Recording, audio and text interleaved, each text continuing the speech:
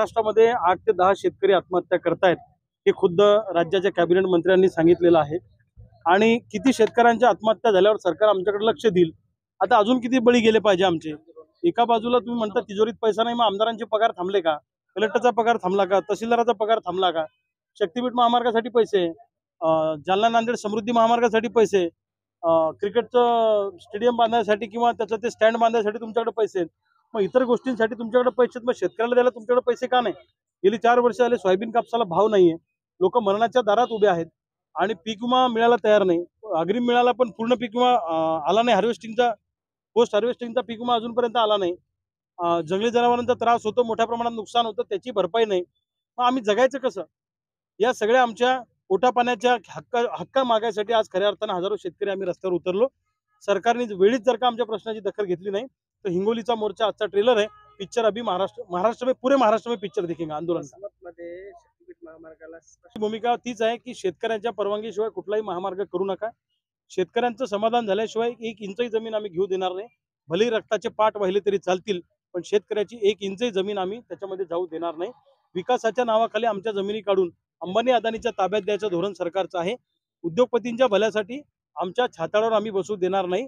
आम्ही शेतकरी रक्ताच्या शेवटच्या थेंबापर्यंत त्याला विरोध करणार। साहेब, आपल्या आजूबाजूला मडक्यामध्ये मडके आहेत, त्यामध्ये काय आहे नेमका? हे राख म्हणजे कशाची? बाजीराव वडकुते नावाचा शेतकरी ज्याने आत्महत्या केली बाबळगावचे, त्यांची रक्षा घेऊन आम्ही आलेलो आहे।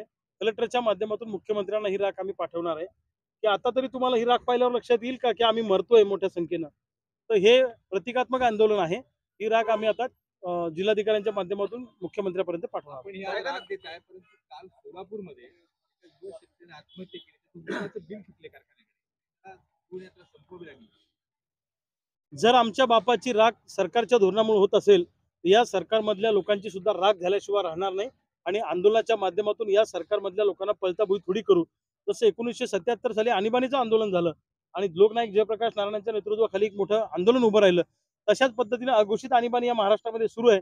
आणि या अघोषित आणीबाणीच्या विरोधामध्ये जसा 77-78 ला उठाव झाला होता देशामध्ये, तसा उठाव लवकरच तुम्हाला शेतकऱ्यांमधून झालेला दिसेल। केंद्र सरकार आता शेतकऱ्याच्या ट्रॅक्टरला जीपीएस लावणार आहे। हो, आता मला सांगा, म्हणजे आता फक्त कपडे सरकारच्या हिशोबाने घालायचे बाकी आहेत।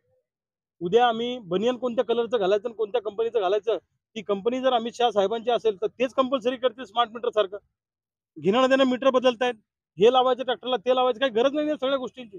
अरे तुम्ही आमच्या सोयाबीनला भाव द्या, आमच्या कापसाला भाव द्या, आम्ही आमच्या ट्रॅक्टरला काय लावायचं लावून घेऊ, जे लावायचे ते। आणि महापालिकांमध्ये 15 ऑगस्टला जे आहे चिकन मटन बंदीचा निर्णय घेण्यात आलेला आहे महापालिकेने। खाण्यापिण्यावर सरकारला बंदी घालता येणार नाही। लोकांच्या स्वातंत्र्यावर ही गदा आहे। काय खायचं, कसं राहायचं, काय प्यायचं हे तुम्ही नाही ठरवू शकत ना। प्रत्येकाला स्वातंत्र्य आहे आणि सरकारने कोणत्या लेवलपर्यंत हस्तक्षेप केला पाहिजे याच्या काही मर्यादा आहेत। सरकारने लोकांचं जगणं सुखकर करण्यासाठी हस्तक्षेप करावा। आम्ही झोपायचं कधी, उठायचं कधी आणि आम्ही काय करायचं हे सरकारने सांगू नये आम्हाला। एका मुलाखतीमध्ये देवेंद्र फडणवीस म्हणाले होते की शेतकऱ्यांना कर्जमाफी दिली जाईल 5 वर्षात, केव्हा केव्हा आणीबाणी आहे, दुष्काळ जास्त वाटलं तेव्हा, असं त्यांचं उत्तर। हा, म्हणजे आता समजा रोजच्या 8 शेतकरी आत्महत्या करतोय, जेव्हा रोज 100 शेतकरी आत्महत्या करतील तेव्हा तुम्ही कर्जमाफी देणार आहे का? आज कर्जमाफीची आवश्यकता आहे।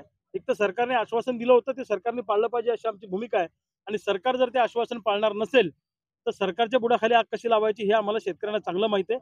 शेतकऱ्याच्या नादाला सरकारने लागू नये। सगळ्याच्या हातामध्ये त्याच्या पायामध्ये पत्र्या ठोकायचं काम केलं, चाबुकाचे फटके लावले त्यांच्या ढुंगणावर। तशाच पद्धतीनं पुन्हा एकदा पत्री सरकारची आवश्यकता आहे। पत्री सरकार म्हणजे प्रति सरकार। हे सरकारमधले लोक जर शेतकऱ्यांचं ऐकणार असतील तर चाबुकाचे फटके मंत्र्यांच्या पाठीवर आणल्याशिवाय आम्ही राहणार नाही अशी आमची भूमिका आहे।